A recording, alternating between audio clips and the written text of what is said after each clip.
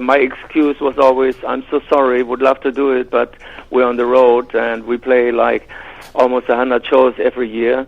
I mean, last couple of years, to be honest, it was like between 50 and maybe 70, so we turned it down a little bit, but it's still a lot of touring.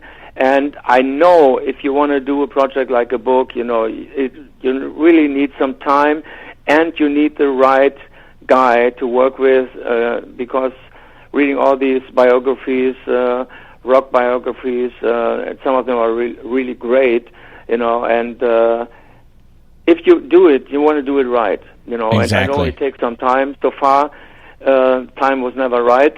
Looks like this year, time, there wouldn't be a better time like in 2020 with all the lockdown going on and stuff, no shows we can play, and then maybe it's a good timing, maybe later this year, to get into a project like this.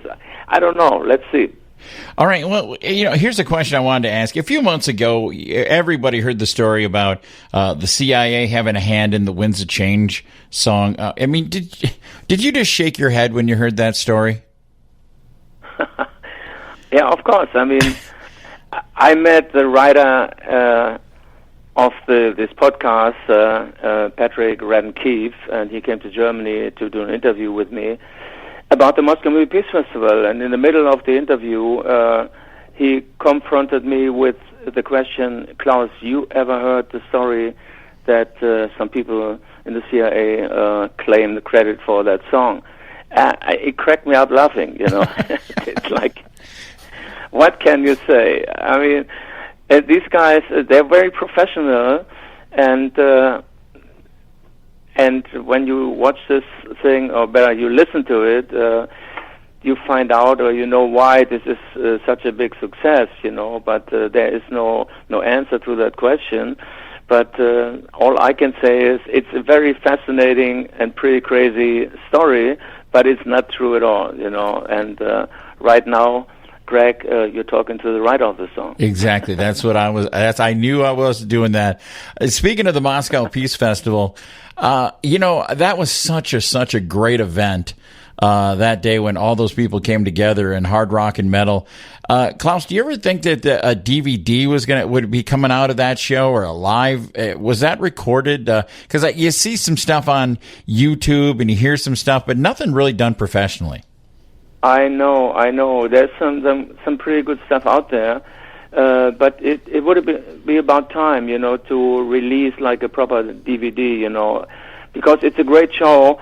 And when I watched it like a couple of months ago, some of our performance at the Moscow Movie Peace Festival, it's like, wow, we kick off the show with Blackout, and it's like the energy level is like amazing. It's not 100, it's 180 or even more, It's like amazing. And no wonder, I must say, we stole the show that day. And of course, the Russian audience, they knew the band, they knew our songs.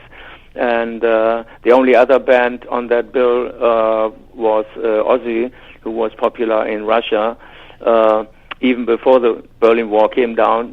So it was a very special moment in time, and we were so very close to history when we saw the world was changing in front of our eyes, because there was a whole new generation, and the fans said, Klaus, the Cold War will be over soon, and we could feel the excitement for Western culture and for rock music in general, people went just nuts. It was Beatlemania all over the place, and a couple of months later the Berlin Wall came down, and it was such a revolution, and here in Germany it was such a peaceful revolution with not one shot was fired, and nobody died, and it was a peaceful revolution and a very special moment in time, and it feels really great in a way, we are connected with this historical event forever with a song that became something like the soundtrack of this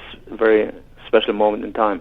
It is outstanding. Well, Klaus, we are really looking forward to hearing new Scorpions music, a new album next year, and like you said, hopefully a stop here in Milwaukee. And we always let our artists pick out a song from their catalog to end the interview. What song is really special to you, Klaus? What one really rings a bell with you? Oh, well, I mean, there are too many just to pick one, but when I think America, of course, I think Rock You Like a Hurricane, I think No One Like You, but also I think about The Zoo, which is such a pretty cool track, and became such a classic, and it really makes a difference in every show we play, It's like in the beginning of the show, kind of second or third song, and we play The Zoo, you can feel the vibe, and it's such a fantastic song, and it reflects when we came for the first time to the U.S. in '79, when we took a walk across 42nd Street, and some folks from our management, Peter Mensch and David Krebs, they said, come on guys, we take you out for a walk on the zoo, Yeah. Turned out it was 42nd Street. So I wrote a song about it, and Rudolf came up with this heavy riff, and so it's also, so many years later, it inspires us very much, to keep thinking the zoo, keep thinking animal magnetism, in terms of heaviness, and create, hopefully, something new that has the same kind of vibe. Outstanding. Well, we are glad that you were on Rock and Metal Revival today. Here is for the Zoo from Animal Magnetism. Klaus-Meine, you are always welcome on Rock and Metal Revival. Thank you, Greg. Pretty cool. I hope to see you in Milwaukee.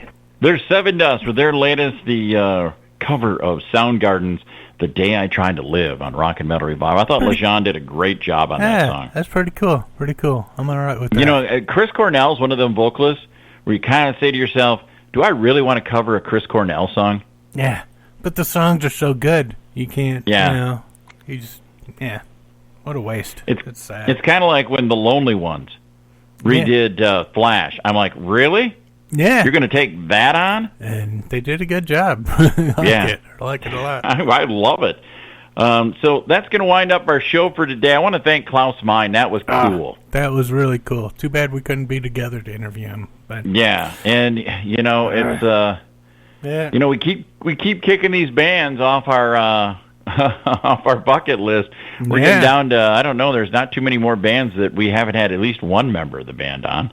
Yeah, we've had Maiden. If you think about it, Maiden and the Scorpions in the same year, dude. Yeah. Wow. Exactly. And Priest. Yeah. And wow. Yeah. Hey. So it's been a good year. Yeah. Next week though, this is a great. When this interview got offered to us, I was kind of like, huh? And the more I thought about it, with the cowbell question, I thought this is our man. Yeah. When you said, "Hey, you want to interview the former bass player for Blue Oyster Cult?" and I'm like, huh? And then you're like, no, he's got an album out, and then he's also his brother is the one who added the cowbell to Don't Fear the Reaper. So yeah, we had a good time talking about the cowbell and stuff. So you have to check it out. All right. Well, we'll hear that next week in its entirety, and everybody just do us a favor, stay safe and stay well, and as we always ask, please don't drink and drive. Smoke and fly. Peace. This brings to an end another edition of Rock and Metal Revival. If you enjoyed it, tell a friend. If you didn't, tell two. Until next time, this is Rock and Metal Revival.